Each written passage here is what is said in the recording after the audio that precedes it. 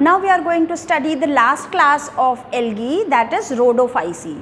Rhodophyceae को red algae भी कहते हैं कॉमनली, और रेड एल्गी कहते हैं क्योंकि ये एल्गी रेड कलर के दिखाई देते हैं, रेड होते हैं।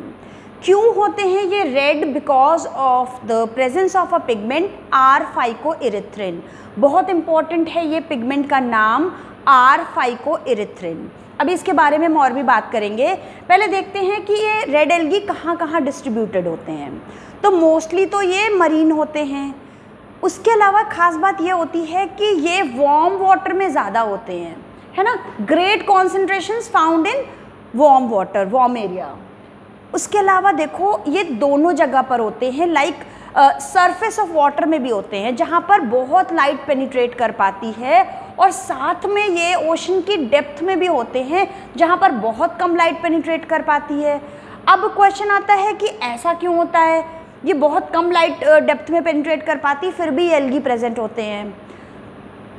हम देखते हैं रेड एल्गी हैं, और जो रेड कलर है उसकी विजिबल स्पेक्ट्रम में वेवलेंथ सबसे ज़्यादा है, तो वो तो सबसे कम पेनिट्रेट कर पाता है। फिर ऐसा क्यों है, लाइट कैसे पेनिट्रेट कर पाती है? तो बिकॉज ऑफ R-phycoerythrin।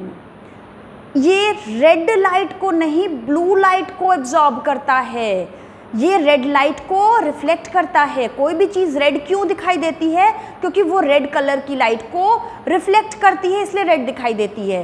तो ये भी रेड इसलिए है क्योंकि रेड लाइट को रिफ्लेक्ट कर रही है, ना कि एब्जॉर्ब कर रही है। एब्जॉर्ब कौन सी लाइट कर रही है?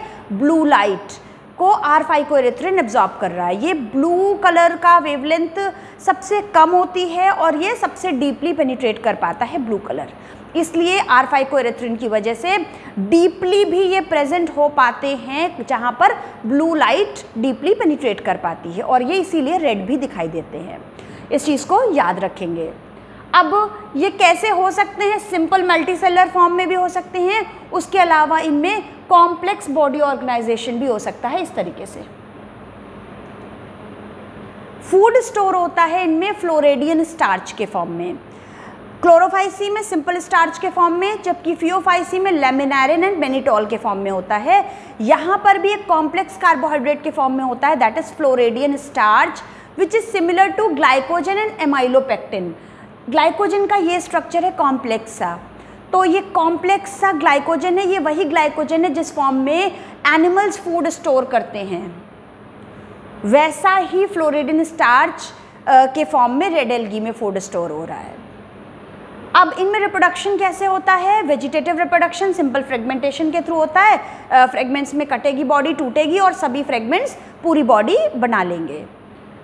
एसेक्सुअल रिप्रोडक्शन यहाँ पर नॉन मोटाइल स्पोर्स के थ्रू होते हैं, इंपॉर्टेंट बात है, नॉन मोटाइल स्पोर्स के थ्रू। और सेक्सुअल रिप्रोडक्शन भी नॉन मोटाइल गैमीट्स के थ्रू होता है, ठीक है। अब इसको कैसे याद रखोगे? बहुत यूनिक और डिफरेंट बात है ये। रेड एल्गी को आप एक उस आलसी से ऑर्गेनिज्म की तरफ याद कर लो जो ओशन के बॉटम में जाके बहुत डेप्थ में जाके सो गया है, एक जगह पर बैठ गया है, मतलब वो बहुत स्लीपिंग मोड में है, वो आलसी है, वो मूवमेंट नहीं चाहता है, इसलिए अपने गैमीट्स को भी मूवमेंट होने नहीं दिया है, इसीलिए इसके स्पोर्स हों या गैमीट्स हो दोनों ही नॉन मोटाइल हैं। किसके? रेड एल्गी के।